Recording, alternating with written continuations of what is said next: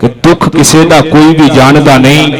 हुण नैन सवाली ते पता लगदा है रो रो के माही दे दर्द फराक अंदर उड्डे चेहरे दी लाली ते पता लगदा है बाजो सजना मित्रा प्यारियां दे होवे वेड़ा जद खाली ते पता लगदा है लगा होवे जद अंबा नूं बूर सजन रुस्से बाग दा माली ते पता लगदा है।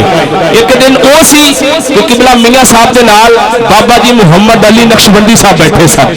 अज उन्होंने साहबजादे बैठे ने कि लगा होवे जद अंबा नूर सजन रुस्से बाग दा माली तो पता लगता है कि छावा भरिया सौखी कोई नहीं, बाप तो वड्डा रोखी कोई नहीं। छावा भरिया सौखी कोई नहीं, बाप तो वड्डा रोखी कोई नहीं।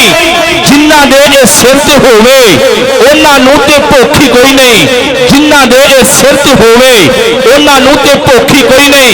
ते पुत्तर मरन ते कर फकीर जांदे वेंदा अथर नहीं एक भी अख पल्ले भाई मरन ते बावां भी गल आवन रवे किथों मुराद दे दख पल्ले गए होए नहीं मुड़दे नाल पैसे होवे गठड़ी लखां दी लख पल्ले प्यो मरन ते मुक्के बादशाही मावा मरन ते रहिंदा नहीं कख पल्ले।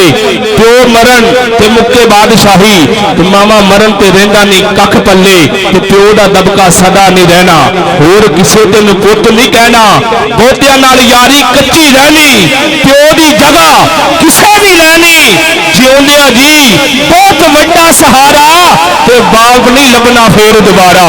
जिउंदियां जी बहुत वड्डा सहारा ते बाप नहीं लभना फिर दोबारा।